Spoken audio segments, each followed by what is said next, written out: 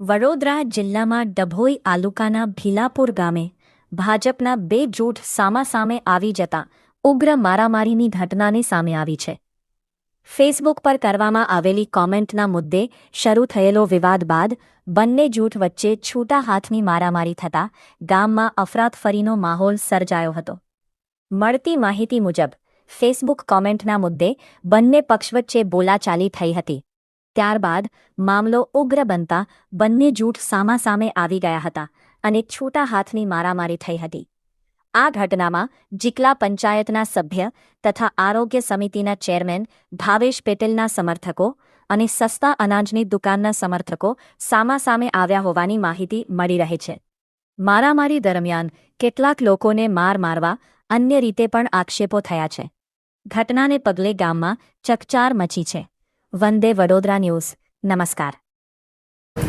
ભાવેશભાઈ, જે ભીલાપુર ગામે આ મારામારીનો વિડીયો વાયરલ થયો છે તેમાં શું આખી મેટર શું હતી?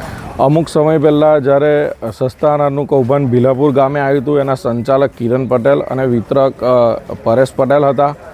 પરેશ પટેલે ગઈકાલે જે કુંઢેલાના મલ્હારપુરા ગામે આયુષ્માન કાર્ડનો કેમ્પ અને મેડિકલ ચેકઅપ કેમ્પ અમે રાખ્યો હતો, જે મીડિયાએ એની નોંધ લીધી હતી.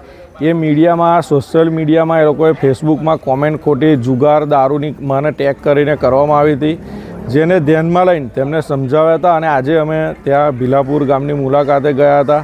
ત્યાં ડેપ્યુટી સરપંચને બધા જોડે અમે બેઠા હતા. બધી ચર્ચાઓ કરીને ત્યાંથી અમે નીકળ્યા ત્યારે એ લોકો અચાનક કિરણ પટેલ ટોળું લઈને આવે છે, જે વિડીયોમાં દેખાય છે. અને અમે ગાડીમાં બેઠેલા છે, અમારા દરવાજા ખોલીને અમને ગાડીમાંથી બહાર કાઢે છે અને એ મારામારી કરે છે. એમાં બે જણને વધારે વાગ્યું છે. સિટી સ્કેનને કરાવવાનું છે. અત્યારે અમે સરકારી દવાખાને ડભોઈ આવ્યા છે. અહીંથી સિટી સ્કેન કરાવવાનું કીધું એટલે અમે આગળ એના સિટી સ્કેન માટે જઈએ છીએ.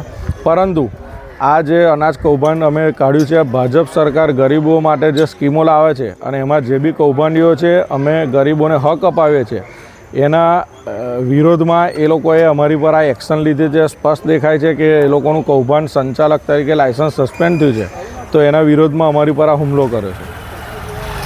કેટલા લોકોને ઈજાઓ થઈ છે ભાવેશભાઈ? 2-3 લોકોને ઈજા થઈ છે. એક જણને નાકમાં આખું વધારે વાગ્યું છે ઇન્જરી, એને સિટી સ્કેન કરાવ્યું છે. એક જણને હાથમાં ફ્રેક્ચર છે.